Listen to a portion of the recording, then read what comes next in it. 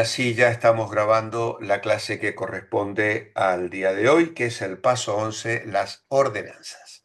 Vamos a pedir al Señor su bendición y entraremos de lleno en el estudio de la clase de hoy. Amado Padre, gracias queremos darte con todo nuestro corazón por tu palabra y por la iglesia. Hemos estado ya meditando en ella, la participación que cada uno de nosotros puede tener conforme a los dones espirituales que nos has dado, cómo eso da sentido a nuestra vida, podemos servir, podemos relacionarnos con el cuerpo de Cristo, con hermanos, hermanas en la fe y sentirnos útiles. Y a la vez que comunicamos bendición, recibimos también bendición. Gracias, Señor, por la iglesia. Pero Padre, también para que la iglesia funcione, trabaje, tú has dejado ordenanzas, que son las que hoy vamos a considerar. Pedimos que tu Espíritu alumbre nuestro corazón y nos ayudes en el estudio bíblico de esta noche, tarde para algunos. Te alabamos, Señor, y nos ponemos en tus manos de amor, en el nombre del Señor Jesucristo. Amén y amén. Muy bien, pues alguien nos está saludando aquí, es Patti. Muy bien, le contestamos que el Señor le bendiga y pasamos a compartir la pantalla. Y aquí estamos, muy bien, vamos a sacar esto aquí que no moleste. Fundamentos de la fe.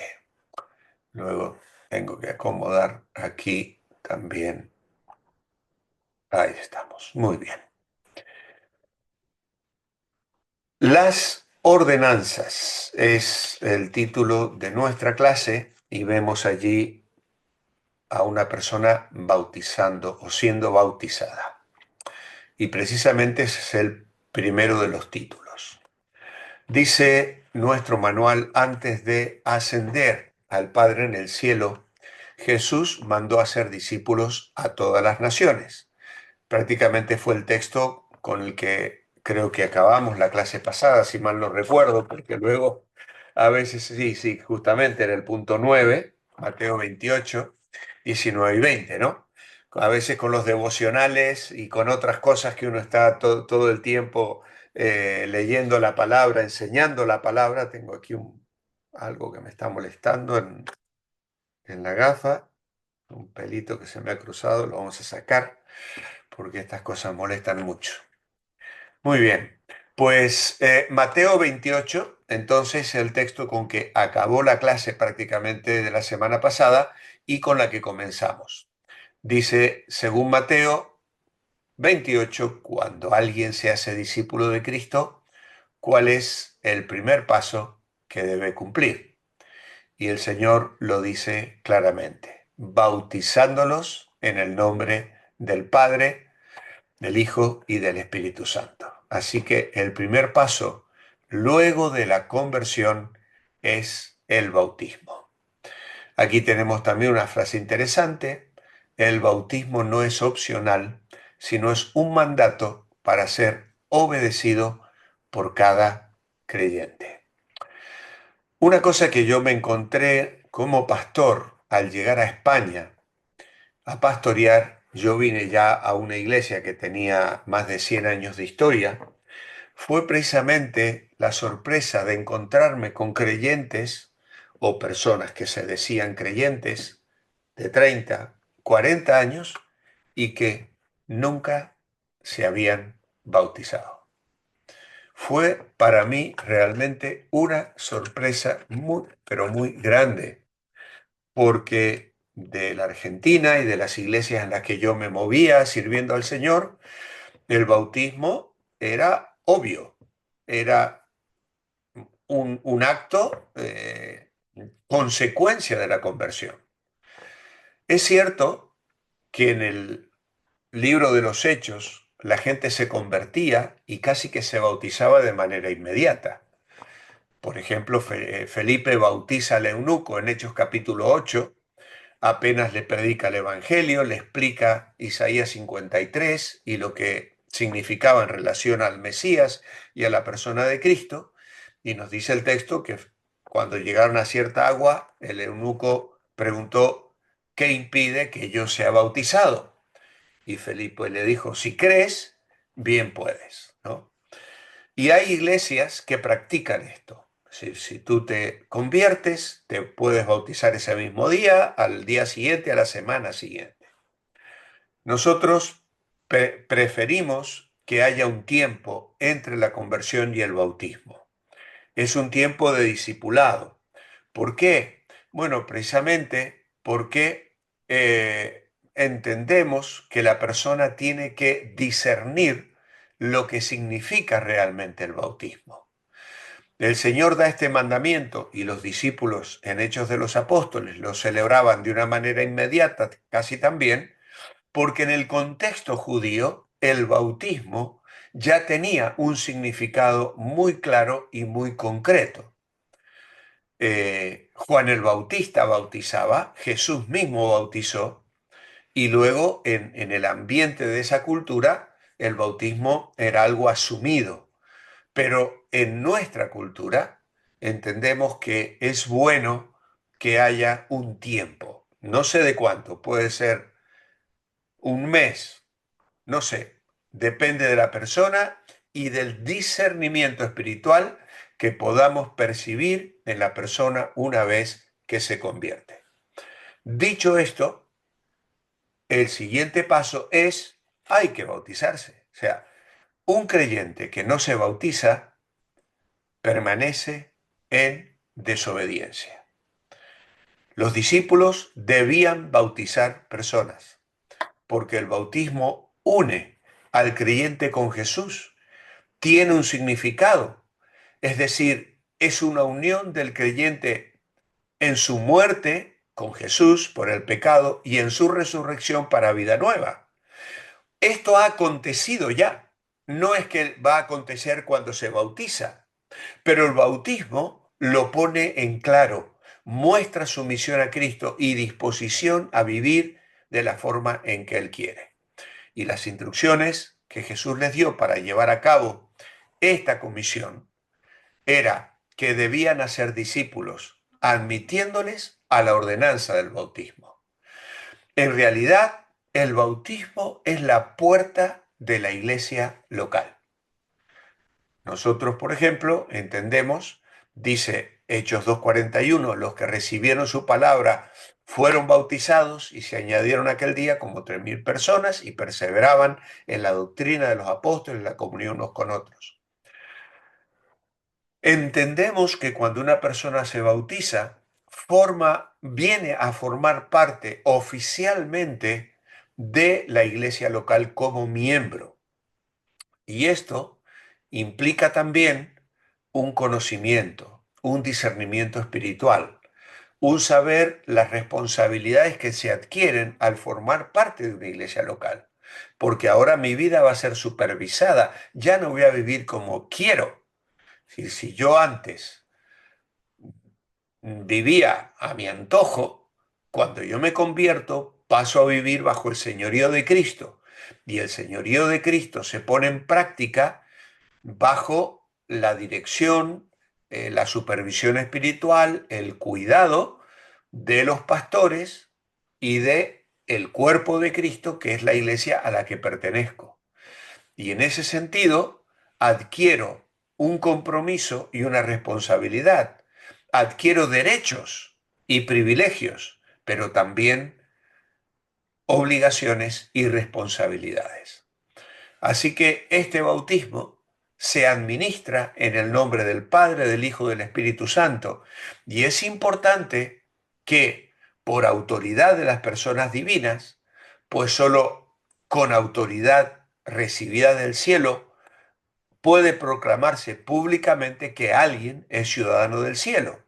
Se invoca el nombre de las personas divinas, que además es un símbolo de santificación, va acompañado de oración, de una plegaria, y de esta manera la profesión de nuestra fe adquiere un valor trinitario, es decir, en el nombre del Padre, le estamos confesando como nuestro Padre. En el nombre del Hijo, le estamos confesando como el Hijo de Dios y nuestro Salvador. Y en el nombre del Espíritu Santo, nos estamos entregando a Él como nuestro Paracleto, nuestro santificador, nuestro maestro, nuestro guía y aquel que nos brinda consuelo. Por lo tanto, el bautismo es trascendente.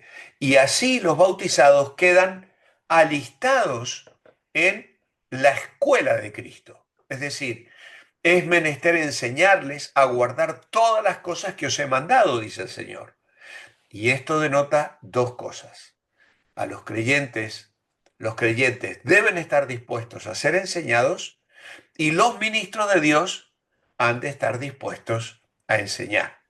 Y el bautismo nos liga a Cristo, por consiguiente, debemos obedecerle guardando todas las cosas que Él mandó sin quitar ni añadir nada. Pero tenemos que conocer cuáles son las cosas que el Señor mandó. Precisamente yo, en mi experiencia pastoral, he estado aconsejando, recuerdo esto me pasó en Argentina, un joven, un muchacho joven, se convierte, comienza a venir a la iglesia, yo le comienzo a discipular, no se había bautizado, pero un buen día llega y me dice, Walter, me he puesto de novio. Hombre, no me digas, ¿y cómo te has puesto de novio? ¿Cómo es eso? ¿La chica es creyente? Y él me dice, no, ella no cree. Digo, pero ¿no sabías tú que la Biblia dice que los creyentes tenemos que unir nuestras vidas a creyentes? Yo no he leído eso todavía. Es decir, él todavía no se había enterado de que la palabra de Dios nos dice que no tenemos que unirnos en yugo desigual con los incrédulos. Y entonces dio un paso tan trascendente en su vida como el de ponerse de novio de vistas a formar un hogar sin considerar todavía el consejo bíblico en relación a la búsqueda de una pareja. Luego le perdí la pista, dejó de asistir a la iglesia, no sé qué habrá sido de su vida, pero me hizo pensar en precisamente la necesidad de que un creyente nuevo tiene que ser enseñado. Y hay un tiempo donde esa persona que ha nacido espiritualmente tiene que crecer. Y el crecimiento no es de un día para el otro, como hay un grupo argentino que se llama Lelutier, que hace precisamente una reflexión sobre esto. Uno de ellos dice, he escrito un libro donde he puesto una reflexión muy sesuda. Los que hoy son niños, mañana serán hombres, ¿no? Y lo dice con una autosuficiencia y mira qué frase he escrito en mi libro, ¿no? Y el otro le dice, vaya, qué manera repentina de crecer. Los que hoy son niños, mañana serán hombres. ¡Wop! De un día para el otro. Y claro, nosotros es un dicho que lo usamos en otras ocasiones y entendemos que precisamente un niño no se transforma en hombre de la noche a la mañana. Y lo mismo pasa en la vida espiritual. La vida espiritual, nacemos espiritualmente y necesitamos como niños recién nacidos desear la leche espiritual no adulterada para que por ella crezcáis en la salvación, dice el apóstol Pedro. Y entonces hay un tiempo donde el nuevo creyente es acompañado, discipulado, enseñado, pastoreado por los pastores, por los hermanos que le llevaron al Señor. Cada uno de vosotros que ha ganado una persona para Cristo puede realizar esa labor de acompañar, de guiar, de aconsejar para que ese nuevo creyente comprenda, conozca y comience a ordenar su vida en el camino de la obediencia. ¿Vale? Y entonces, por eso entendemos que necesitan el discipulado. Bien, el punto 2 nos dice, el bautismo no es un requisito para ser salvo, sino el resultado de que ya soy salvo. En el caso del carcelero de Filipos, ¿cuál era el único requisito para su salvación. Y bueno, pues Pablo le contesta a aquel hombre después del terremoto, después que estuvieron en la cárcel, después que se abrieron las puertas y el hombre se iba a quitar la vida. Pablo le dijo: cree en el Señor Jesucristo y serás salvo tú y tu casa. Las buenas nuevas de salvación de los cristianos se expresa de una manera simple. Cree en el Señor Jesús y serás salvo. Hay muchos otros textos: Romanos 19, 1 Corintios 12:3, Efesios 2:8 y 9, Filipenses 2:11, muchas citas bíblicas que podemos usar para expresar nuestro reconocimiento de Jesús como el Señor y cómo le confiamos toda nuestra vida, de modo tal que en esa entrega obtenemos también la salvación de una manera segura. Ellos le dieron al carcelero una instrucción breve, concisa y clara que se ha hecho clásica y quizás hasta lapidaria, ¿no? Cree en el Señor Jesucristo y serás salvo tú y tu casa. Claro, fue un principio, una soga que se le echó a un hombre que se está ahogando, quedando para más tarde la explicación del sentido pleno de la salvación y la presentación de la persona del Salvador Jesucristo. La última cláusula que utiliza Pablo allí en Hechos 16, y tu casa, no significa, no es una promesa de que todos sus familiares habrían de ser salvos inmediatamente, ni mucho menos significa que pudieran salvarse simplemente porque el dueño o el cabeza de familia, como lo solemos llamar, se convirtiera o creyera, o si él se puede salvar por otros.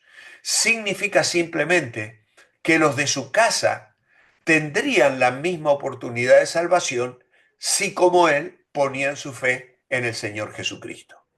Y Pablo y Silas se olvidan ahora de sus heridas, del frío de la madrugada y de la noche que pasaban en vela, ni por un momento demoran a anunciarle a este hombre el camino de salvación. Y Lucas no nos dice si hubo otros presos que se convirtieron o no, pero es posible que haya otros que ese día también hayan aceptado a Cristo. ¿Cómo dieron testimonio de su nueva fe el carcelero y los miembros de su familia?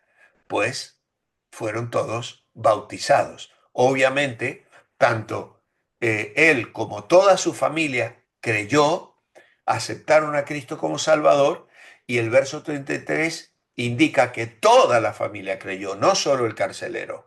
Primero para ser salvos, después se bautizaron para dar testimonio de su fe.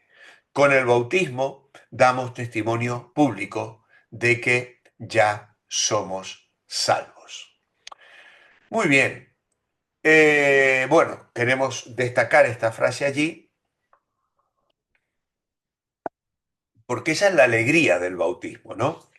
Cuando una persona se bautiza, lo hace lleno de gozo, lleno de alegría, y la iglesia celebra una fiesta. ¿Por qué? Porque algo que aconteció en la intimidad, en la soledad a veces del corazón de una persona quebrantada, arrepentida de sus pecados, ahora de pronto se comunica abiertamente y se cumple lo que Pablo dice en Efesios 3, cuando él dice que podamos conocer con todos los santos las dimensiones del amor de Dios. Y el amor de Dios, precisamente, no se conoce en soledad. Algo sí, pero yo conozco mucho más del amor de Dios cuando escucho vuestros testimonios, cuando vosotros me contáis cómo aceptasteis a Cristo como vuestro Salvador personal. ¿Vale? Que de paso, esa va a ser la tarea para la próxima semana. Estos 15 días que tenéis, que no vamos a tener clase, quiero que pongáis brevemente en solo un folio, como decimos aquí, cómo era tu vida antes de conocer a Cristo, cómo conociste a Cristo y qué ha pasado después, qué evidencias, cómo has experimentado cambios en tu vida cristiana. Y eso le hacéis una foto y me lo mandáis. Esa va a ser la tarea que vamos a tener hoy relacionada a la clase de la semana pasada, cuando estuvimos viendo el plan de salvación y allí tenéis en el apéndice 6 cómo preparar el testimonio personal. Así que ahí tenéis los 3 puntos. Antes de recibir a Cristo vivía y pensaba así, así recibí a Cristo, es decir, lo hice en mi casa, lo hice en una campaña evangelística, me invitó alguien al culto, una persona me habló de Jesús, acudí a un consejero cristiano, fui a hablar con el pastor porque estaba pasando por un momento muy difícil, lo que sea. Y después de aceptar a Cristo, ¿cómo has experimentado? ¿En qué experimentas la presencia de Dios en tu vida? ¿Vale? Así que esa es la tarea. Muy bien, damos testimonio público de que ya somos salvos. Y ese testimonio público, que tal vez ya lo habéis dado algunos de vosotros en el bautismo, pues hoy lo vais a dar a través de un escrito que me lo vais a mandar a mí. Yo no lo voy a hacer público, pero va a ser un buen ejercicio para cada uno de vosotros. Según Hechos 2:41, después de haber recibido la palabra, el Evangelio, fueron, dice, bautizados y se añadieron aquel día como 3.000 personas. Así que aquí tenemos esa frase tan sencilla que está contenida en el texto bíblico. ¿eh? El bautismo fue su manera de identificarse con la iglesia en Jerusalén, participando en sus actividades tales como la predicación, la comunión, la cena y la oración. Así también nosotros, al bautizarnos, nos identificamos públicamente con la iglesia local. Ahora bien, algunos tienen conceptos equivocados del bautismo. Por lo tanto, es importante saber que el bautismo no nos salva. No nos salva. Tenemos el caso del ladrón de la cruz. Jesús le dijo, hoy estarás conmigo en el paraíso. Él no tuvo tiempo de bautizarse, de bajarse de la cruz, ni dar testimonio público de su fe. Simplemente le dijo a Jesús, acuérdate de mí cuando vengas en tu reino. El bautismo no nos salva. Nos bautizamos porque hemos sido salvos, no para ser salvos. Si hay alguna persona, como he dicho, que pasan los años y nunca se bautiza, no significa que va a perder su salvación. Es una persona que está desobedeciendo en su vida personal y eso sin duda le estará trayendo una sensación incómoda, no podrá mantener un gozo amplio y de comunión con el Señor sabiendo que no está haciendo algo que el Señor pide que hagamos, pero eso no hace que sea despojado de su identidad de hijo o hija de Dios. Tampoco es un paso hacia la salvación, sino que es un testimonio público de que somos salvos. ¿Vale? Ni nos salva ni nos impulsa hacia la salvación. Me lleva a, en un sentido, sí que me salva. ¿Por qué? Porque yo he sido salvo cuando acepté a Cristo como Salvador personal, seré salvo cuando me muera y pase a la presencia del Señor o cuando el Señor nos venga a buscar y estoy siendo salvo. Mi salvación es un presente continuo y el bautismo forma parte de ese presente continuo. Pero hoy el Señor me ha salvado y me salvará mañana, en el sentido de que me libra de pecar, me libra de tomar malas decisiones, me libra de caer en los vicios, me libra de tantas cosas el Señor. Me bendice, me salva y en esa dinámica de comunión con Él diariamente crezco en la santidad, que es el tercer punto.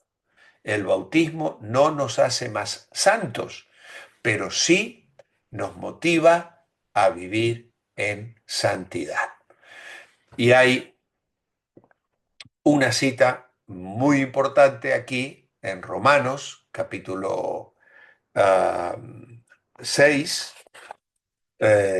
versículos 1 y 2, que, que no lo tenéis vosotros en el manual. Estoy mirando aquí, repasando si me estoy adelantando o no, porque lo tengo yo en mis notas de profesor, pero Romanos 6, 1 al 14, habla no del bautismo de agua, habla del bautismo espiritual que forma parte de nuestra salvación.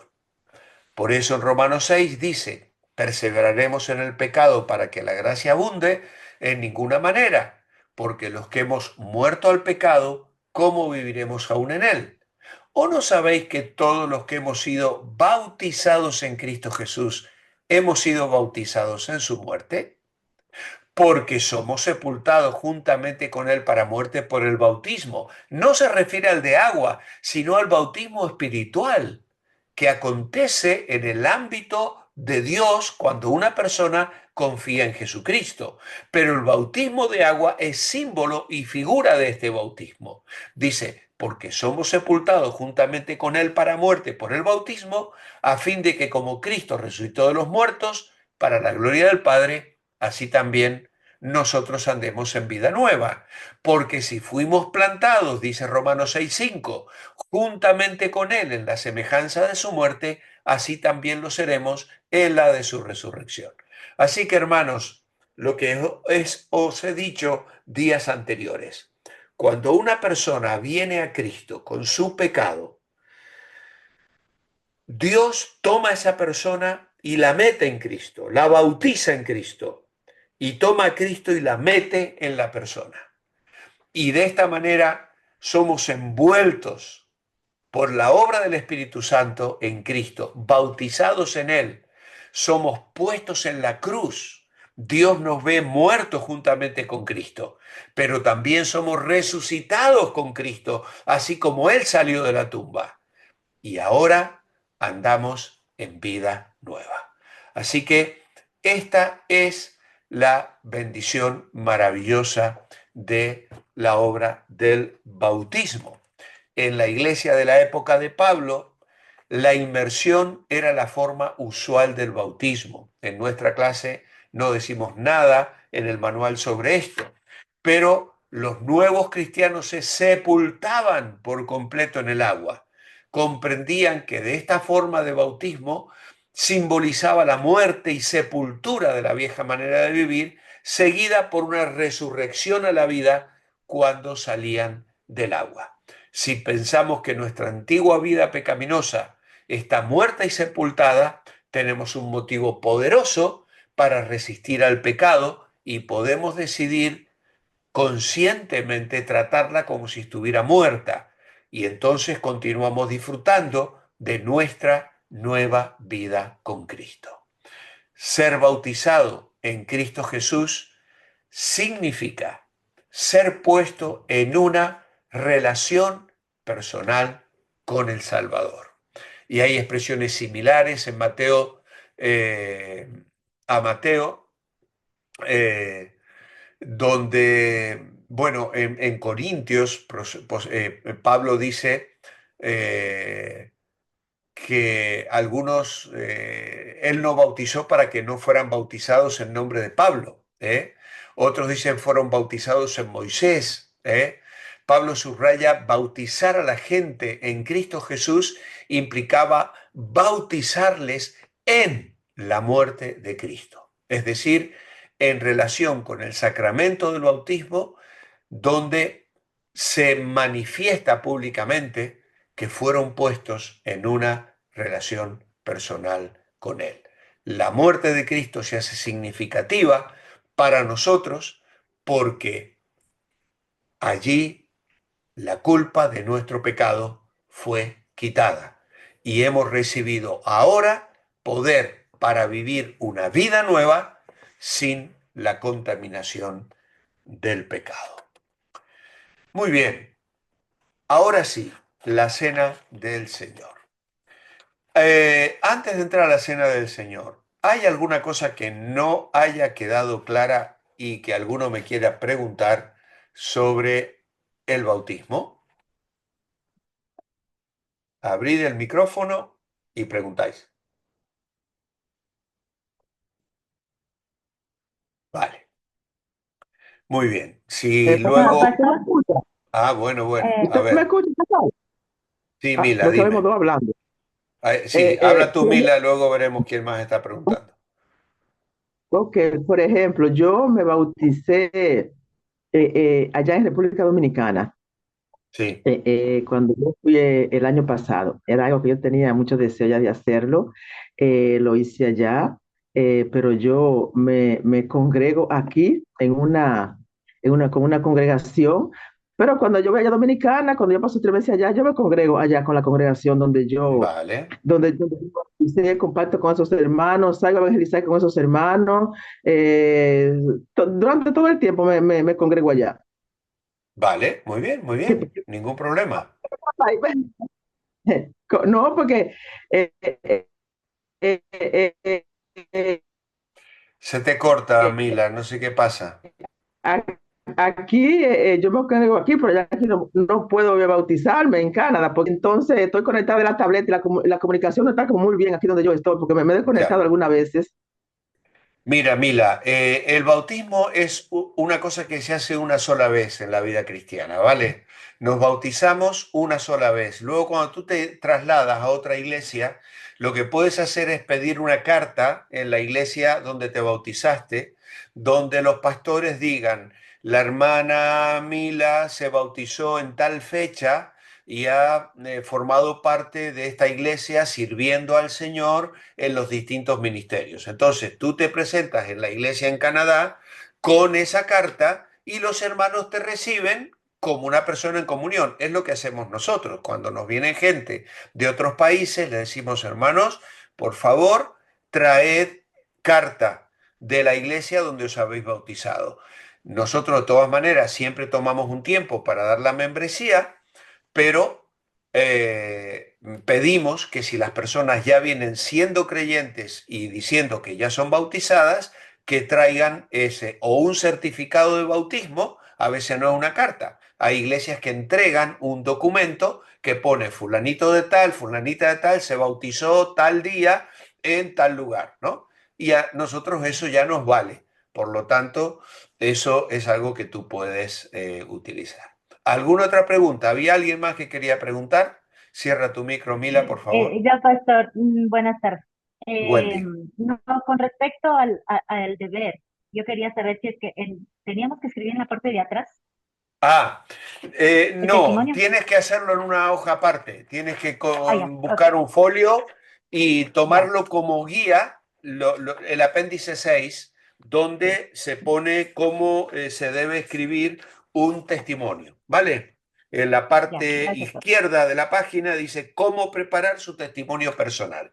Y entonces, Ya, en un folio cortito, no tiene que ser muy largo, poquitas palabras, porque yo tampoco dispongo de tiempo para leer 4 o 5 folios, ¿vale? Muy cortito ya, me ponéis cómo era mi vida antes de recibir a Cristo. Recibí a Cristo escuchando al pastor Manolo Sierra, recibí a Cristo yendo a una iglesia, en una campaña de Luis Palau, de Billy Graham, o porque alguien me habló, el momento, ¿no? ¿Cómo fue tu conversión? Y luego, ¿qué cambios han habido en tu vida o cómo experimentas la presencia de Dios?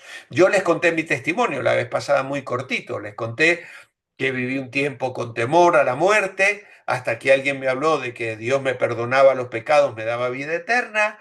Eso me trajo una paz tremenda y la experimenté en un terremoto donde vi que mi vida estaba en serio peligro y pude sentir en medio de ese ruido de las paredes que parecía que el techo se nos iba a caer encima, pues Dios me dio la paz y la tranquilidad y el gozo de saber que si ese era el último instante de mi vida, yo iba a estar con el Señor.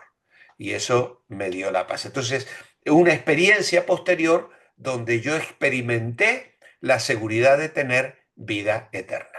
Judy, abre tu micro, por favor, que le has levantado la mano. Pastor, quería hacerle una pregunta. Cuando una persona, por ejemplo, fue bautizada sin discipularse, sin explicarle, pues, por un proceso así, eso, ¿tendría que volver a tomarlo nuevamente, o sea, bautizarse nuevamente? Bueno, eso es una cuestión de conciencia, ¿vale? Si tú estás, bueno, lo hiciste, pero lo hiciste de buena voluntad, lo hiciste porque te lo aconsejaron, lo hiciste porque estabas entusiasmada y tal, aún sin saber todo su significado, pues bueno, a Dios le vale, o sea, tú ya has dado testimonio público de tu fe. Ahora, a medida que el tiempo ha pasado y has ido madurando, te has dado cuenta de que eso tenía un significado mucho mayor. Entonces, claro, eso lo tienes que sentir tú en tu corazón y tal vez con el consejo de los pastores o de algún líder espiritual que conozca tu vida y tu situación. Pero realmente si ya tu entorno, tu familia, generalmente nos bautizamos para que los que nos rodean lo sepan, ¿no? Sepan que somos cristianos, mi padre, mis hermanos, mis amigos íntimos, ¿no? Ya lo hiciste, pues no necesariamente habría que volverlo a hacer, ¿vale? Exigiría se tendría que ver también como el testimonio, porque como decías al inicio, que sería como un proceso, primero la conversión y después lo que es el bautismo, tendría que haber un proceso para ver si hay un cambio o esto, independientemente todo se realice así. Claro, nosotros como iglesia no bautizamos niños menores de 12 años, ya es una norma que hemos establecido porque entendemos que los niños también pueden entusiasmarse y hacerlo simplemente por el aplauso, porque a lo mejor la familia le hace una fiesta y le regala cosas. Entonces preferimos que los niños ya tengan cierto discernimiento espiritual y luego también intentamos que la gente no se bautice inmediatamente, que pase primero por un discipulado. Y un discipulado básico tiene por lo menos 13, 14 semanas. Por lo tanto, son por lo menos 3 meses de que se convierte hasta que termina el discipulado. Y eso le da un proceso ya donde la persona puede conocer qué es la iglesia, qué se espera del creyente, cómo tiene que vivir la vida cristiana y asume la responsabilidad del bautismo con un conocimiento de causa. Entonces, nosotros recomendamos eso. Ahora, si tú ya te bautizaste y pues mira, eso hazlo a conciencia, tal como tú sientas delante del Señor. Si tú sientes que fue algo muy repentino y que no era algo que diste testimonio claro a tu familia, a tu iglesia y tal, pues mira, pues puedes volver a bautizarte, Que aquí no tampoco hay pasa internet casi. absolutamente nada. Es que lo digo por caso especial, el pastor, porque yo he visto bautizar niños, por ejemplo, de 7 años, de 6 años, Ya, y gente que pues que no hay un cambio total, o sea, no lo digo por mi persona, ¿no? Y claro, más aquí en ya, Estados Unidos, pues eso como que es muy simple, no habitual. le dan la importancia que es. Y yo pasaba, por ejemplo, exacto, vi en una ocasión un bautismo, por ejemplo, y sí, estaba sentado un niño con el papá, y no, se bautiza, sí, ya, se fue, y lo metieron a las aguas, Sí, y ya, y el sí, niño con un catirito como de 7 años. ya, ya. Ujú. Sí, yo he visto Entonces también, hago esa pregunta yo he por eso, estado pastor, gracias. presente en una denominación un día que yo iba pasando, ellos estaban haciendo una campaña al aire libre, estaban predicando el Evangelio y la persona que estaba bautizando estaba metida en un río y desde el río invitaba, ¿quién se quiere bautizar? ¿Quién se quiere bautizar? Y bajaba la gente y se bautizaba. No tenía ni seguridad si era gente creyente, no creyente, si habían entendido el Evangelio o no. Y eso yo realmente lo considero algo muy serio porque la persona puede salir muy engañada. Puede seguir creyendo que porque se ha bautizado va a ir al cielo y resulta que ni siquiera ha entendido el Evangelio, no se ha arrepentido de sus pecados, no ha confesado, no hay arrepentimiento y dónde se produjo el nuevo nacimiento realmente, ¿no? Simplemente por bajar y meterte en un río no te transformas en un hijo de Dios, ¿no? Y es una pena pero hay pastores que lamentablemente practican esa dinámica bautismal, ¿no? Me parece un error gravísimo, porque puede Y hacer uno, mucho daño. y uno como papá también a veces falla en eso. Lo que usted decía, uno creyendo Ya, que claro. llevando a los hijos a hacer eso, hemos dicho ya con eso son inmunes a todo lo que el mundo les Que pueda va, ofrecer. que Y a va, veces ese es que un va. error. Por Es un eso uno grave dice error. que es mejor que ellos tomen la decisión de hacerlo, porque uno los obliga Exacto. y de verdad que Los sí. hijos tienen que ser pastoreados por los padres, ¿no? Ujú. Los padres tienen que llevar a los hijos a Jesús, entusiasmarles con Jesús, porque el mundo les va a entusiasmar con muchas cosas, ¿no? Entonces, tienen que llevar a sus hijos a Jesús y hacerlo de una manera sabia. Entonces, apurar para asegurar no se gana nada, al contrario, porque luego el hijo entra en la adolescencia, comienza a replantearse muchas cosas y lo más probable es que se rebote en lugar de que realmente diga hice las cosas bien, ¿no? Al contrario, lo hice porque papá y mamá lo mandaron y no significó nada para mí. Entonces, bueno, Y hermanos, si tengo que pasase cortar, eso, ¿eh? pastor, y si pasase eso, que se arrepiente y no lo vuelva a realizar, o ¿En qué sentido? en qué sentido, para que tú lo dices, porque de Bueno, los si se ha escándalos se bautizado, alejan y eso. es lo mismo, ¿no? Que estamos Ah, hablando. Es listo. decir, claro, si un hijo se bautizó porque papá insistieron y tal, pero luego él de pronto se da cuenta lo que significa el bautismo y se goza de eso, dice, yo quiero agradar al Señor, pues ya se bautizó, no necesita volverse a bautizar. Pero bueno, en caso de que él lo pida, porque en su conciencia siente que no tuvo valor el hacerlo sin madurez, pues mira, tampoco pasa nada, que se vuelva a bautizar, si eso le va a afirmar en la fe. Por supuesto, no hay ningún problema, que lo haga, porque eso le será un respaldo para él. ¿Vale? Muy Gracias, bien, pastor. hermanos. Vuelvo a compartir la pantalla y vamos a apurar un poquitín. Pero bueno, esto vale la pena, que preguntéis y que los temas vayan saliendo. Vamos más rápido ahora con la Cena del Señor. Fue instituida por el Señor Jesucristo la noche que fue entregado como señal del compromiso del nuevo pacto. Es sagrado y especial, pero no es un sacramento en el sentido de ser algo mágico.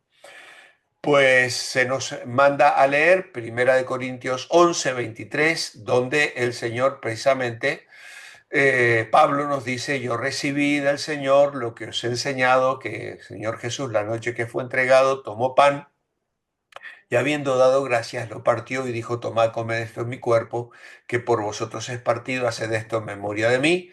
Y asimismo tomó también la copa después de haber cenado, diciendo, esta copa es el nuevo pacto en mi sangre, haced esto todas las veces que la bebiereis en memoria de mí. Así pues, todas las veces que comiereis este pan y bebiereis esta copa, la muerte del Señor anunciáis hasta que Él venga. Muy bien, ¿qué anunciamos? La muerte del Señor. La cena del Señor es una representación visible de la muerte de Cristo por nuestros pecados. Estamos partiendo el pan, que hoy muchos lugares ya no se usa partir el pan, nosotros ya no lo hacemos, está el pan. A veces alguno de nosotros suele llevar un pan y lo parte simbólicamente por el tema del COVID y todo esto, ya no lo hacemos. Entonces ya se entrega el pan en bolsitas o lo entregan, pero está cortado en un plato y las personas que lo reparten llevan guantes y se lo entregan a cada persona en la mano. Hay otros lugares donde ya tienen la copita y el pan en el mismo cacharrito, diríamos así, y abren y usan tanto el vino o el mosto. Nosotros tampoco tomamos alcohol porque tuvimos alcohólicos en nuestra iglesia y no podían probar una sola gota de alcohol. Entonces decidimos pasar al mosto. Así que entonces es una representación visible de la muerte del Señor por nuestros pecados, nos recuerda la muerte de Cristo, la esperanza de gloria de su regreso y nuestra participación fortalece nuestra fe a través de la comunión con Cristo y el compañerismo con otros creyentes. ¿Hasta cuándo? Hasta que Él venga. Es decir, que los miembros de la iglesia proclaman tanto la muerte como la segunda venida de Jesús. Miran expectantes al día cuando Cristo vuelva y estén para siempre con el Señor. En la iglesia de la segunda mitad del primer siglo, los creyentes celebraban la comunión y oraban y decían, Maranata, ven Señor. Por lo tanto, los cristianos no pueden ni deben suprimir su deseo de estar con el Señor. Deben proclamar su muerte, su resurrección y su regreso. ¿Qué significa hacer esto en memoria de mí? Pues este pasaje nos enseña el significado de la cena del Señor. Es un recordatorio de la obra de Cristo, de su sacrificio en la cruz por nosotros y de su segunda venida. Por eso, hacer memoria es volver a pasar por la mente. La iglesia primitiva recordó que Jesús instituyó en la noche de la Pascua, en Lucas 22, por ejemplo, y así como en la Pascua se celebraba la liberación de la esclavitud en Egipto, en la Cena del Señor se recuerda la liberación de nuestros pecados por la muerte de Cristo. Según los versículos 24 y 25, ¿qué simbolizan el pan y la copa? El pan simboliza el cuerpo de Cristo que fue entregado por nosotros y el pan simboliza la sangre de Cristo que fue derramada por nosotros. El pedazo de pan que Jesús sostenía en su mano no se convirtió en su cuerpo físico. Ojo, esto con la doctrina de la transustanciación que usan los católicos, ¿no? El pan siguió siendo pan. Fue un símbolo que representaba la realidad de su cuerpo. Así como la paloma que descendió sobre el día en que el Señor fue bautizado representaba al Espíritu Santo, así el pan representa el cuerpo del Señor. Jesús dijo a sus discípulos, este es mi cuerpo que por vosotros es dado. En la víspera de su muerte el Señor habló de forma profética acerca de su cuerpo físico que sería clavado en la cruz para expiar nuestro pecado. Ese cuerpo fue entregado por todos los que creen en Cristo y participan del pan de la comunión. Jesús afirmó que moriría en lugar de ellos y el mandamiento haced esto en memoria de mí se puede entender en sentido subjetivo y objetivo. Es decir, desde el punto de vista objetivo apunta a la oración que elevamos a Dios para pedirle que en su gracia recuerde al Mesías y traiga su reino cuando Él aparezca. En el sentido subjetivo quiere decir que al participar de la cena del Señor recordamos su muerte en la cruz. De estas dos interpretaciones, la segunda parece más pertinente al contexto que estamos mencionando. Es decir, estamos recordando su muerte. Estamos pensando en el sacrificio que Él realizó por nosotros. La iglesia de Corinto, en este caso, no celebraba correctamente la cena del Señor y ellos necesitaban recordar la muerte de Jesús y reflexionar en las implicaciones que tenía para ellos. Por eso Pablo repite las palabras de Jesús para recordarle a los corintios que la cena es un acto recordatorio. Y Pablo afirma que el comer el pan y el beber de la copa estamos proclamando la muerte del Señor. Jesús mandó que lo hiciéramos repetidamente, que recordemos su muerte, y la comunión significa mucho más que recordar la muerte. Recordamos su obra redentora, su resurrección, su ascensión y su promesa de que estará siempre con su pueblo y que vendrá a buscarnos. Ahora, en 1 Corintios 11, 27 al 31, vemos que el verso 28 dice que antes de participar en la cena debe probarse cada uno. Para usted, ¿qué significa esta acción? Dice Pablo en el verso 27, si alguno comiere de este pan o bebiere esta copa del Señor indignamente, será culpado del cuerpo y de la sangre del Señor. Por tanto, pruébese cada uno a sí mismo y coma así del pan y beba de la copa, porque el que come y bebe indignamente sin discernir el cuerpo del Señor, juicio come y bebe para sí. Así que debo reflexionar, examinarme a mí mismo y si he cometido algún pecado, confesarlo, pedir perdón y entonces comer el pan y beber la copa. Así que esos son los dos detalles tan importantes. Examinarnos, escudriñar mi conciencia, a ver si estoy en condiciones de participar de esos alimentos, de ese símbolo. Ahora, nadie puede juzgar la conciencia ajena ni impedir que un hermano participe, a no ser que ese hermano esté oficialmente fuera de comunión porque ha cometido un pecado público y la iglesia le ha puesto una disciplina.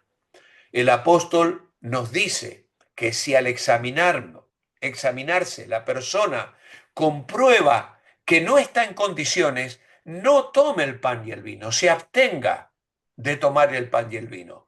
Pero si se examina, se arrepiente y confiesa, entonces puede tomar del pan y beber de la copa. Así que tras el examen de conciencia, si uno halla que está en pecado contra el Señor o contra un hermano, confieso el pecado. Si tengo que es un pecado que atañe a mi relación con el Señor, al Señor, si es un pecado que atañe a mi relación con un hermano, pues tengo que reanudar mi comunión con el hermano y entonces participar dignamente de la cena del Señor. Por esa razón también es que nosotros solo permitimos participar de la cena del Señor a aquellos que se han bautizado en la fe evangélica, porque entendemos que cualquier persona que nos visita, que viene un domingo a la iglesia, la recibimos con amor, con mucho cariño, tratamos de hacerla sentir cómoda, pero luego le decimos, mira, si tú no has conocido a Cristo como tu Salvador, no te has bautizado en la fe evangélica, mira, no vamos a darte el pan y el vino, porque te estamos protegiendo. Esto es algo que hacemos aquellos que hemos dado público testimonio de nuestra fe. En 1 Corintios 10 enfatiza otro aspecto de la cena del Señor, que es la comunión. Es un momento de comunión con Cristo y con nuestros hermanos en la fe. ¿Qué es tener comunión? Bueno, tener comunión es tener en común. Y la idea es compartir en la conciencia los efectos de la muerte de Cristo, proclamado por los emblemas de la cena del Señor. Por lo tanto, es compañerismo, es la parte que tenemos participando con otros, un compañerismo reconocido y gozado, donde hay experiencias e intereses comunes que tenemos los cristianos. Por eso se habla de una señal de compañerismo, se habla de participación en el conocimiento del Hijo de Dios, se habla de compartir en la conciencia los efectos de la sangre, de la muerte y la resurrección de Cristo, sino que conlleva un significado bíblico de compartir con alguien, algo que no se disminuye, sino que aumenta. Es decir, estamos profundizando nuestra relación personal con Dios y también con aquellos que nos acompañan en ese momento de alabanza y de adoración. Muy bien, la hora ha pasado muy rápido, así que vamos a concluir. Algunos tienen conceptos equivocados sobre la cena del Señor, por lo tanto, es importante saber que la Santa Cena no es un sacramento o algo mágico, no nos hace más santos, aunque sí nos motiva a la santidad. La copa no se convierte en la sangre ni el pan en el cuerpo, sino que lo simbolizan. La Santa Cena es un recordatorio del sacrificio de Cristo hasta que Él venga y es un acto de obediencia y un momento de comunión con Cristo y con nuestros hermanos en la fe. Así que como veis, es necesario que repasemos estas cosas y que las tengamos en claro. Concluimos con los falsos y verdaderos. ¿Debo bautizarme para ir al cielo? Ya lo hemos dicho, obviamente que no. ¿El bautismo y la Santa Cena me ayudan a ser más santo? Sí. Cada domingo nosotros como iglesia lo celebramos todos los domingos. Esto nos viene ya de las asambleas de hermanos o hermanos libres o los hermanos de Plymouth, que es el movimiento que surgió a finales del siglo XVIII, principios del XIX en Inglaterra, y que se extendió por toda América Latina y los ingleses lo llevaron junto con el ferrocarril a muchos lugares del mundo, al África, a Europa, a Galicia, y nosotros somos los herederos de, de ese grupo de hermanos que se organizaba en el nombre del Señor. De hecho, casi no se querían ni llamar pastores porque no querían dar títulos a nadie.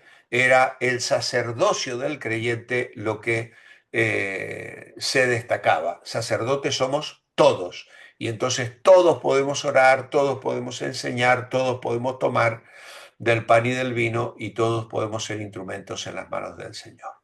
Y finalmente los elementos de la Santa Cena simbolizan la sangre y el cuerpo de Cristo. Así que con esto llegamos al final.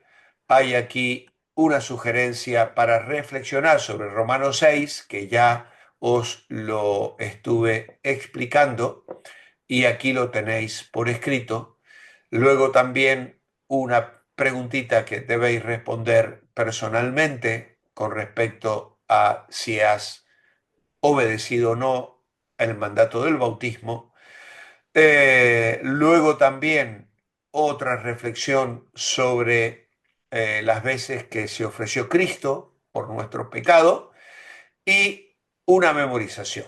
Por tanto, id y haced discípulos a todas las naciones. Como sabéis, la posibilidad de memorizar queda abierta a los valientes que se animen, pero la tarea para estos 15 días es la de preparar vuestro testimonio. Así que, hermanos, espero que os animéis a hacerlo y que me lo estéis mandando, así como me habéis estado mandando las fotitos de la lección cubierta, pues tomáis unos días, tenéis 15 días por delante, escribís vuestro testimonio y lo enviáis. ¿Alguna pregunta sobre la Cena del Señor?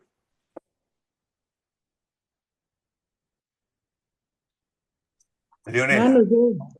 eh, en la iglesia donde yo nací, tenían esta manera de que cuando una persona ya estaba bautizada y pecaba, la sentaban aparte en un tiempo de disciplina hasta que reaccionara y, claro, volviera otra vez arrepentido y ya Ya. pudiera volver a participar de la cena. ¿Hacen ustedes también así? Bueno, nosotros aplicamos disciplina en caso Sí, de pecados públicos, ¿eh? sí. Ujú. No, es muy, muy raro que disciplinemos a alguien públicamente. Es Ah, muy ok. raro. Ujú, ujú, Prácticamente estos últimos 15 años ya no hemos disciplinado públicamente a nadie. Nosotros ujú. aplicamos disciplinas privadas, pero sí Sí. esa disciplina privada implica decirle a la persona que no puede tomar el pan Ujú, y el vino. ujú, No la ujú, mandamos sentarse aparte, no hacemos esa distinción. Pero la ujú, persona disciplinada que está bajo un régimen de disciplina, bajo el control de los pastores, sabe que se puede sentar en cualquier lugar de la iglesia, puede cantar, escuchar la palabra, pero cuando llega el momento de tomar el pan y el vino, le pedimos que no lo haga, que no lo tome, ujú. porque Sí, está claro. precisamente en un periodo de reflexión y de disciplina. Ujú. Sí. Y Ah, tampoco lo hacemos públicamente, a ujú, no ser que sea una cosa que atañe a toda la iglesia, ujú, y, pero ya casi ni por eso. Ni ujú, por eso. ujú, Es muy triste tener que hacerlo y lo que sí le pedimos a la persona es que le comunique a su círculo íntimo que está en disciplina, su ujú, ujú, familia y su grupo de hogar, pero no nos gusta manipular ni humillar a nadie públicamente diciendo tal persona cometió tal pecado y por eso la iglesia ahora le pone en disciplina. No lo ujú, hacemos, entendemos que ya eso no es necesario, que es ujú, suficiente. ujú, Claro, hay situaciones, pueden haber de rebeldía, y ujú, entonces, bueno, eso luego se explica en una reunión de iglesia que tenemos una vez al año donde se da de baja la membresía, que eso ya es otra cosa. Y ya esa es ujú, una reunión solo para miembros, y entonces allí se hablan a veces temas así más delicados que la ujú, iglesia necesita conocer, pero no se hace en ujú, una reunión pública donde hay niños, donde hay visitas, ujú, donde hay gente que viene por primera vez a la iglesia, pues entendemos que ese culto no es el oportuno ujú, para disciplinar ujú, a nadie. ujú. Ay, gracias, Judy ha hermano. vuelto. Gracias. Sí, y Ángela también. Vamos a darle pe a Ángela, por favor, a ver, porque luego a Ujú. Judy. Ángela. Pastor, mire, yo tengo una pregunta. Yo todavía no me he bautizado. Si Dios me lo permite, en marzo me bautizo. Pero mi pregunta es, yo, por ejemplo, en la iglesia, cuando nos reunimos aquí en Madrid, que nosotros somos la iglesia virtual número 3 y hemos participado en la Santa Cena. Yo he participado en la Santa Cena, pero no me he bautizado. Y he leído aquí, ahora estudiando con usted, que dice que los que comen y beben indignamente, juicio comen. O Claro. sea, ¿qué Bueno, quiere decir esto? eso es algo que deberías preguntar al pastor, a los pastores de la iglesia. Al pastor José De, Manuel. exacto, al pastor José Manuel, a Alberto, a cualquiera de los pastores de la iglesia virtual, ¿vale? ¿Por qué? Porque hay iglesias que permiten que todo el mundo que quiera tome el pan y el vino con limpia conciencia. Es decir, aunque no se hayan bautizado, pero si tú estás en comunión con el Señor, estás viviendo en santidad y vives tratando de agradar a Dios, aunque no ha llegado marzo todavía cuando te vas a bautizar, ellos consideran que puedes tomar la cena del Señor. ¿Vale? Entonces eso lo tienes que preguntar. Eso lo decide cada iglesia local. En el caso Ok, nuestro, en el caso nuestro aquí en Revive, pedimos que la gente se bautice antes de tomar el pan y el vino. ¿Eh? ok. Y eso es fruto también de una reflexión y de situaciones que como iglesia hemos vivido y preferimos que las personas antes de tomar el pan y el vino pasen por las aguas del bautismo, den público testimonio de su fe, lo cual para nosotros significa que asume responsabilidades y obligaciones y también ya disfruta de los derechos y los privilegios que significa ser miembro pleno de la iglesia local de Revive. ¿Vale? Pero eso lo maneja cada iglesia como ellos quieren. No hay un texto bíblico que diga que una persona no bautizada no puede tomar el pan y el vino. No lo hay, ¿vale? Que eso quede claro.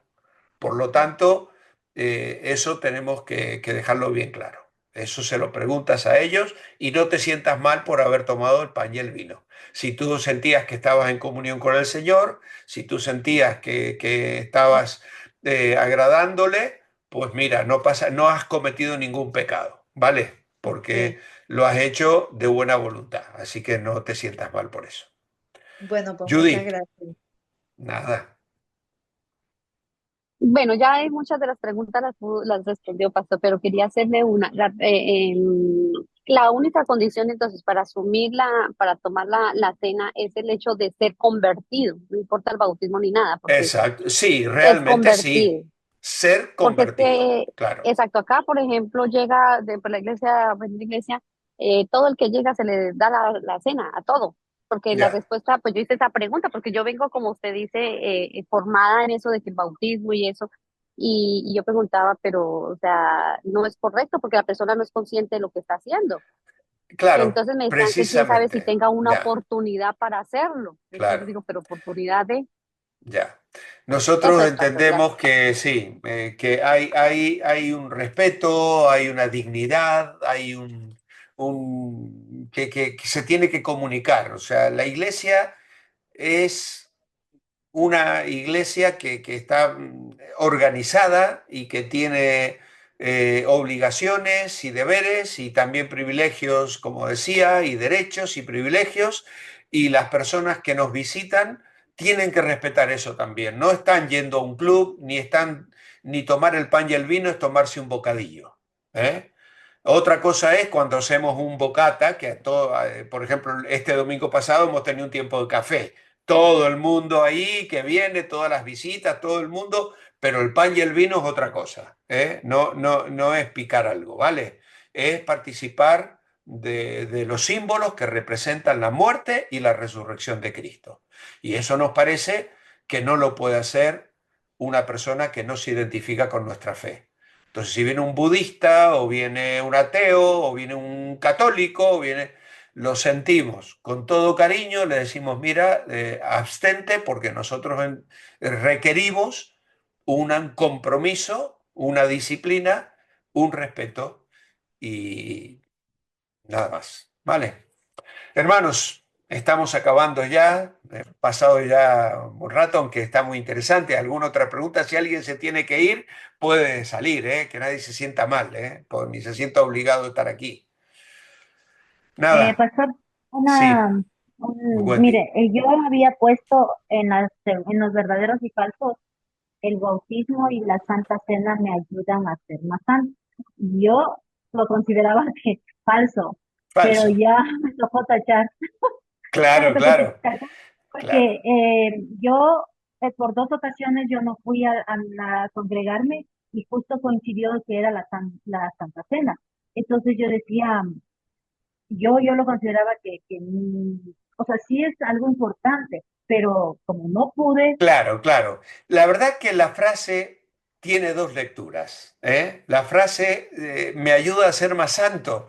En un sentido no, porque no me hace más santo. Que me hace santo es el Espíritu Santo Este, obrando en mí, llevándome a decir no al pecado. Pero me hace más santo en el sentido de que estoy en un culto, estoy escuchando orar, estoy escuchando la palabra, estoy alabando con los hermanos y en ese sentido colabora a mi santidad. Entonces la frase es un poco ambigua, porque desde un punto de vista se podría decir no, no, en realidad no entonces te le hace pongo más el falso santo. y el verdadero. Claro, es un Bueno, poco ya le ambigua la taché, frase, ¿eh? Yo la tomé desde el ya. punto de vista de, sí, me ayuda, porque a mí me bendice. Es decir, Eh, de ya, hecho, dos cuando no cosas. nos podíamos reunir, tomábamos la mesa del Señor en casa.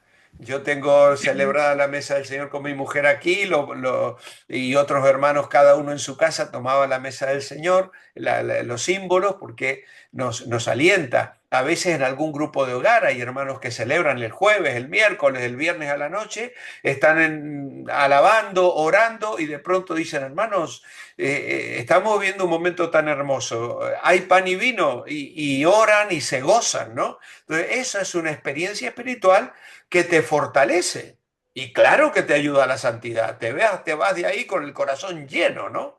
Entonces, sí que ayuda, ¿eh? Entonces, ahí es donde pues, tenemos que ver las dos caras de la moneda en esa declaración.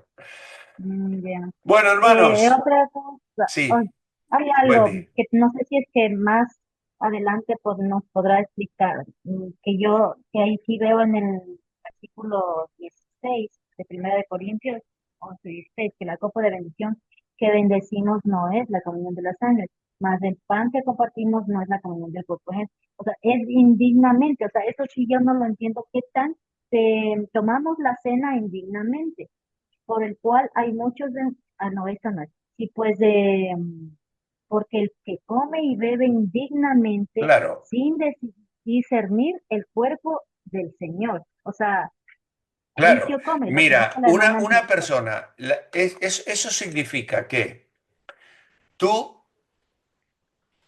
te has peleado, yo no sé si tienes marido o no, Wendy, tú te has peleado con tu marido le has gritado, te has insultado con él y tal, ¿no?